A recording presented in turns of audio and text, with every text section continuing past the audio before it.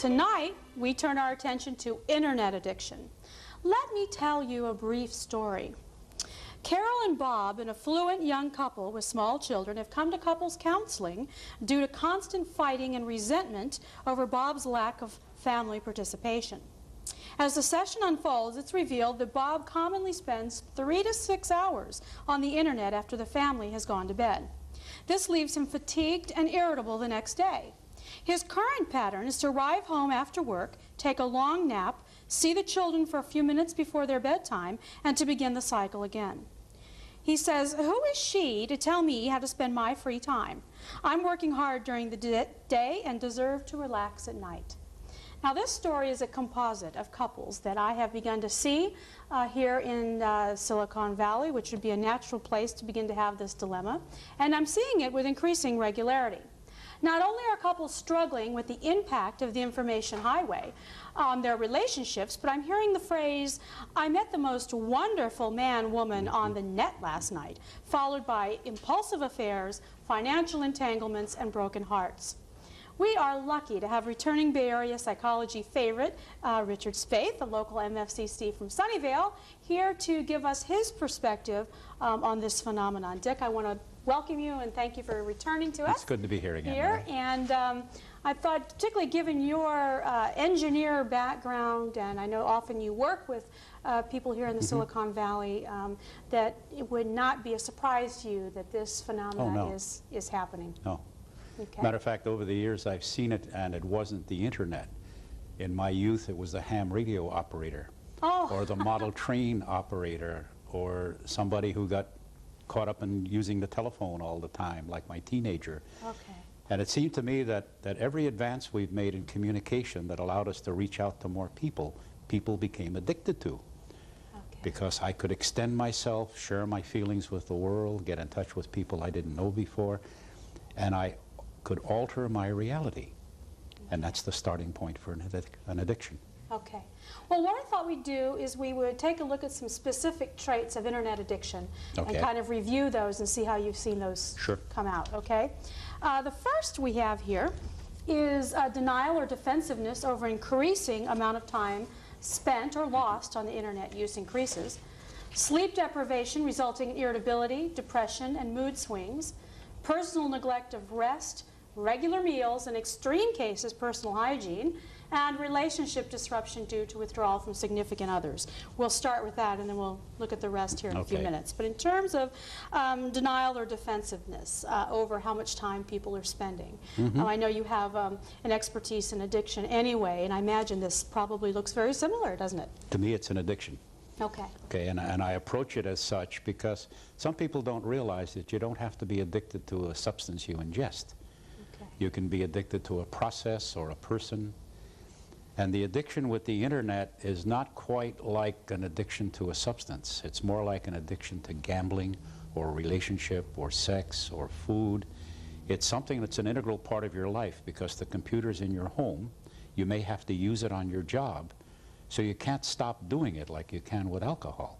Okay. So you have the much more difficult problem of treating not only the individual but the system to allow it to be used but restrict it to a healthy use. Okay. And that's a tough problem. That's tough. I imagine it is, because I imagine part of the denial would be, look, this is part of what I do for a living. No big deal, sure. You know, I have to be current and aware of what's happening on the net.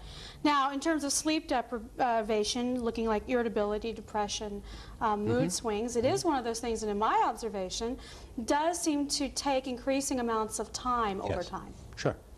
Because like any addiction, you need increased dosage. You build up a tolerance to it, if you will. Okay. Well, I found I can do this on the internet. Let me see if I can do that. Let me explore this. Let me go somewhere else. And you get into a chat room, and then you get into different chat rooms, and you begin to get carried away. I do a lot of work in hypnotherapy, and it's been my observation that one of the things a computer monitor does is put you in a hypnotic trance. Oh, how interesting. Okay? Huh.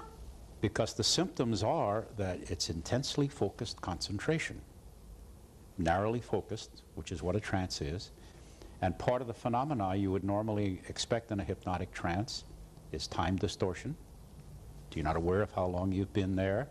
You're out of touch with the signals from your body or what's going on with the outside world. okay? And in many cases, you don't even remember what it is when you come back to your normal conscious state. Okay, so a lot of things hypnotize us. We've heard about narcosis of the deep or the hypnosis of the highway and interstate driving. And I think this is a similar thing. When you get in front of that screen with that flickering light at you, you go into an altered state. That is so interesting. I had never even thought of that, but when you say it, particularly when you describe the symptoms, that makes perfect sense, because that is what it's like. That's what it's... You know, that somebody really isn't paying attention to what's going on when Right, they're doing that. right. Well, which then when we look at personal neglect of rest or relationship disruption, yeah, we'd be looking then at if somebody's in an altered state, they're obviously not going to be participating or, as you said, aware even of what they need to be doing. Sure. They're not aware that they're hungry or tired until they stop. Okay. And they find out it's dawn and they thought it was maybe 10 o'clock at night. Okay. Okay. Yeah, I know. I had a girlfriend that dated a man once who really, he was one of the more extreme ones, but you know, he'd wind up spending a couple days in his pajamas, you know, in the sense that he just would just keep doing this and would forget to eat or forget to get enough rest. So Yeah. And yeah. they've got that ad on TV for the telecommunications, you know, the woman who goes to a conference in her pajamas and sends the faxes.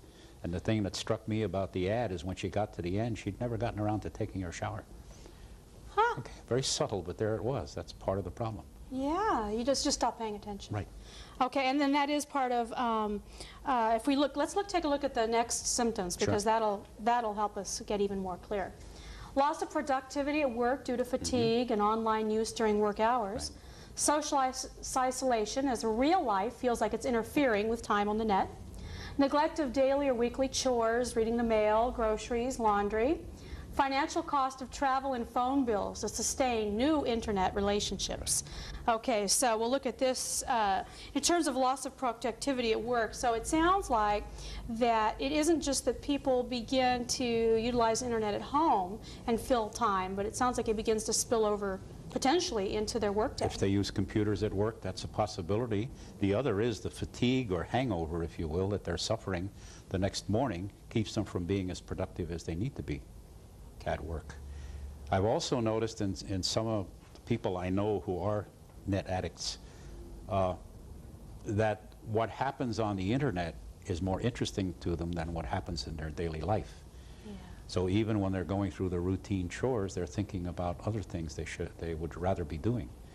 And that's the seductive lure of any addictive process or substance. You'd rather be doing that than dealing with reality. Well, and we're going to talk about that in more depth, but you know, yes, what you're entering is an altered community. I mean, it's an Right. alternative community, an Right. alternative state. So yes, then you begin to have the social isolation. And it's interesting, one of the things that partners will often say to the other one is, well, I don't know why you're complaining about this. It's not like I'm outside running around. I'm home. So of course I'm spending time with the family. Sure. You know, when in reality they're in the den, sitting in front of the computer for hours at a time. But part of the argument is, but at least I'm at home. Yeah. You know, so that's part of the denial, I imagine, the illusion that, gee, I'm home with my family. So what else do they So expect? that's Sure. right, that's right. Well, you know, at least we're all spending time together as a happy Sure. family. Try interrupting him while he's at the computer and see what happens. That's right. Yeah. As you say that, I wonder if we're not training our children to do that by, what is it, Nintendo? Well, the games... Early internet addiction, you know, from the Nintendo. The games do it, and the Yeah. interactive TV and the getting on the net through the TV now. Yeah. And television itself does it. Well, you know, that's true. We've been hearing about people complaining about their partners watching endless amounts of TV forever. And High Fidelity Stereo has done it for a couple of my clients. Okay. Okay. Okay, so part of it is not like any other substance. It's not necessarily the computer's the problem. It's the way the person is using this thing. Right. So in terms of the financial cost of travel and phone bills, I mean, I know that part of this process often is, you know, if I meet somebody on the chat, in a chat room or something, I may wish to, well, I may start calling them and forming a actual relationship, and phone bills can get very They expensive. get very excessive. Depending how you get on the net and how far you go, those bills can run up. If you're on a telephone line for 24 hours, it costs a little bit. Yeah. The other thing I've noticed on the people who use the net extensively in the chat rooms, they can be anonymous. They use a name that's not necessarily theirs. They don't identify who they are. And then they can say anything they want to anybody, anywhere in the world. And that's a sense of power, a sense of connectedness, and a way of doing it safely. They couldn't get up in front of an audience and do the same thing, but they can do it on the net. Well, and at some level, I could see that as a marvelous form of play, in a way. I mean, that could potentially, to sort of get on there and act out a personality style or something you would never do, sort of like being a nightclub singer on the internet where you would normally never, ever do that. I mean, there's some form of that I can understand that would be an awful lot of fun. You can pretend to be anybody you want to. Yeah. Yeah.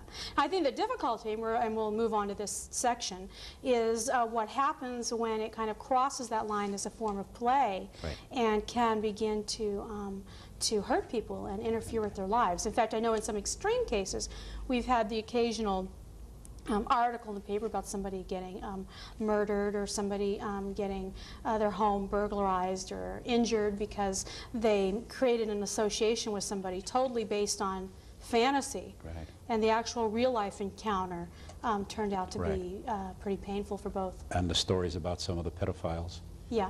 See, the young children are particularly susceptible to being involved in a fantasy, so it's not real to them. Okay, yeah. Well, and that's you have the legislation looking at, finding ways to sort of prevent children from being able to participate in adult chat rooms and that sort of thing. What we'll do is take a quick break, and when we come back, we'll look at the different types of addicts. Sure. And you stay tuned. We'll also learn how to slow down this compulsive behavior.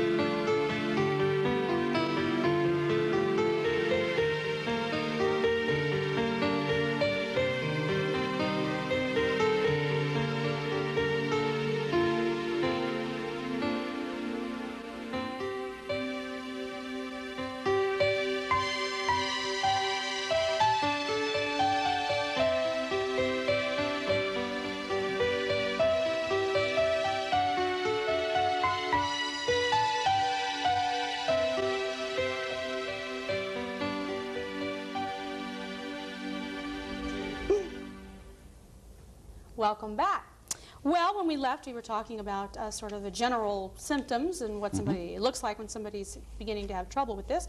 But let's take a look at some specific ways people act this out, because not everybody is the same kind, uses the internet for the same reason. So let's take a look at our list here. I think there's 3 different types. Okay. We have the information or technology addict, the cyber relationship addict, and then the cyber sex addict. So let's take a look at those more specifically.